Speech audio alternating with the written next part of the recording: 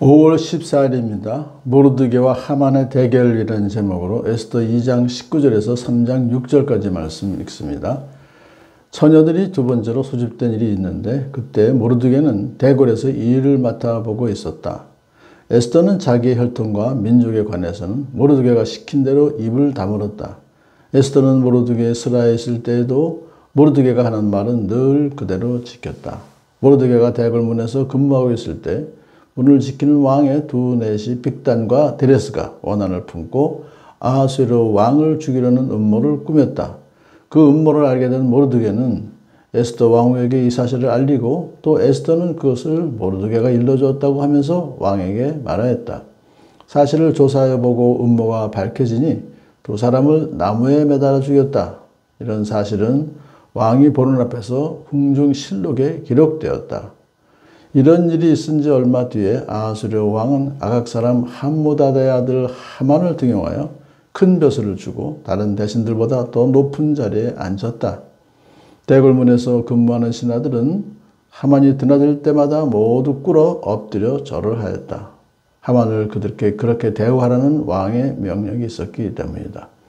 그러나 모르드게는 무릎을 꿇지도 않고 절을 하지도 않았다. 모르드게가 그렇게 하니 대궐문에서 근무하는 왕의 신하들이 모르드게를 따라 나무랐다. 어찌하여 왕의 명령을 지키지 않소? 그들이 날마다 모르드게를 타일렀으나 모르드게는 그들의 말을 듣지 않았다. 마침내 그들은 하만에게 이런 사실을 알렸다. 그들은 모르드게가 스스로 유다 사람이라고 말한 적이 있으므로 그의 그런 행동이 언제까지 용납될 수 있는지 두고 볼 셈이었다. 하만은 모르드게가 정말로 자기에게 무릎을 꿇지도 않고 자기에게 절도 하지 않는 것을 보고 화가 잔뜩 치밀어 올랐다. 더욱이 모르드게가 어느 민족인지를 알고서는 하만은 모르드게 한 사람만을 죽이는 것은 너무 가볍다고 생각하였다. 하만은 아하수에로가 다스리는 온 나라에서 모르드게와 같은 결여인 유다 사람들을 모두 없앨 방법을 찾았다. 아멘.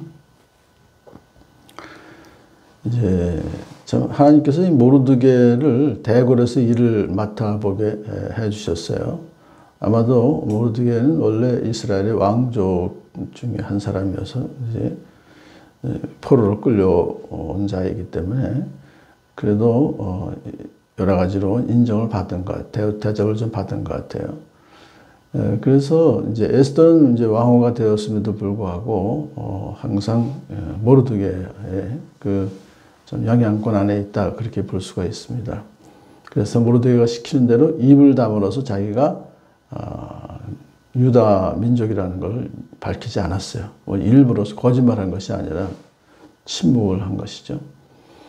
그 에스더가 그렇게 모르드게가 시키는 대로 참 순종했다고 하는 것은 어릴 때 스라에 있을 때에도 모르드게가 하는 말을 늘 그대로 지켰던 아주 모르드게가 비록 아빠는 친아빠는 아니지만 아빠처럼 따르고 그리고 항상 순종했던 그걸 볼 수가 있습니다. 이것도 다 나중에 참 이스라엘 백성을 살리는데 필요한 하나의 요소가 되더라고요. 근데 이제 또 하나의 사건이 생기는데 모르드게가 대궐 문지기입니다. 대궐 문지기가 경호니까 왕을 경호하는 그런 입장이니까 굉장히 중요한 임무죠. 근데 왕을 지키는 왕의 두 내시 빅단과 데레스가 반란의 음모를 꾸몄어요. 원한을 품고 아하수에로 왕을 죽이려는 음모를 꾸몄는데 그걸 알게 되었어요. 모르드게가. 그래서 모르드게는 왕후한테 알리고 왕은 왕한테 알리고 그래서 이것은 모르드게가 일러준 것입니다 라고 이제 분명히 말을 했어요. 그래서 사실 조사해보고 정말 음모가 있었다는 것을 나무에 따라 죽입니다. 두 사람은. 그런데 그때 모르드게한테는 상 같은 거 안 줬어요. 그냥 왕이 보는 앞에서 궁중실록에 기록하는 것으로 끝났습니다.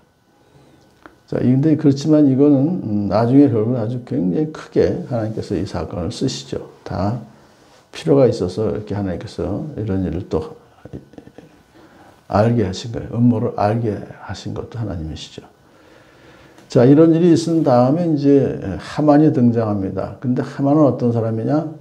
아각 사람 함무다다의 아들이다라고 나와 있습니다. 예, 아각은 누구죠?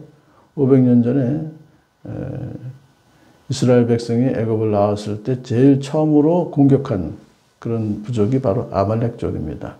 그때 아각 사람이 있었기 때문에 아니 그 당시에는 이제 아말렉족이 이제 와서 이스라엘 백성을 쳤기 때문에 모세는 산에서 기도하고 여호수아는 직접 그들과 싸워서 모세가 손을 올리면 이기고 내리면 지니까 아론과 훌이 와서 이제 팔을 계속해서 올리게 해줬죠. 그래서 이제 그 전쟁을 이겼습니다.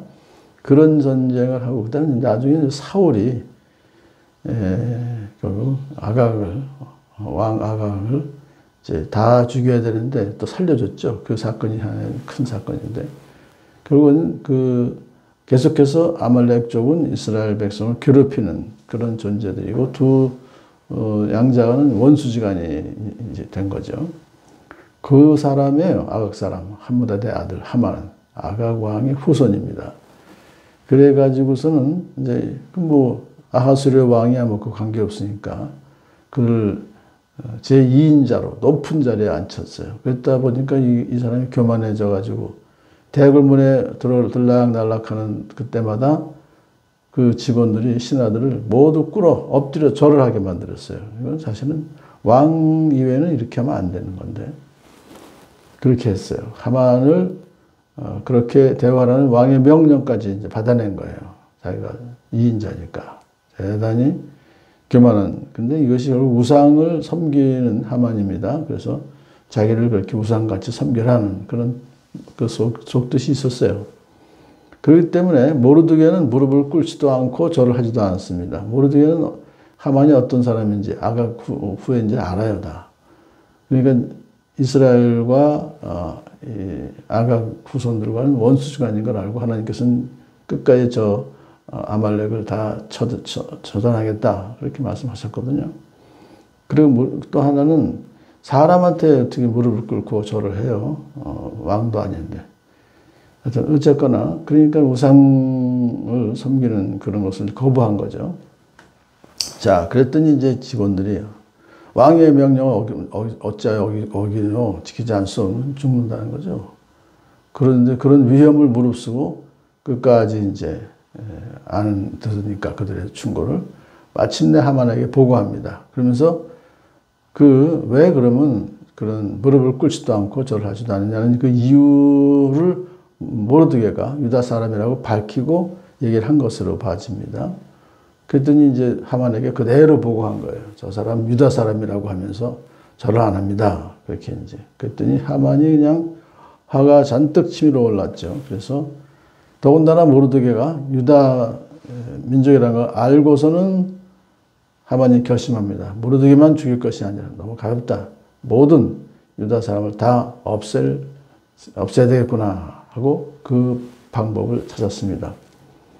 엄청난 대국의 2인자이기 때문에 유다 사람들 죽이는 건 아무것도 아니에요. 그 사람 그 권한 파워가. 자, 그래서 오늘 그런 것을 보면서 모르드게가 꼿꼿이 이런 위험을 초래를 하면서까지 그렇게 참 무릎을 꿇지도 않고 절을 하지도 않았던 것이 발단이 된 거 아니에요? 그렇지만 의인이 악인에게 굴복하지 않았다는 것을 통해서 오히려 하나님의 백성이 살 길이 열리는 겁니다. 하나님은 전화위복을 하시기 때문에 모르드게가 하만에게 절하지 않음으로써 험한 사태가 민족적으로 좀 전개되었지만 위기가 이것이 오히려 유다 민족을 구원하는 그런 또 전화위복의 계기가 된 것을 우리가 볼 수 있습니다.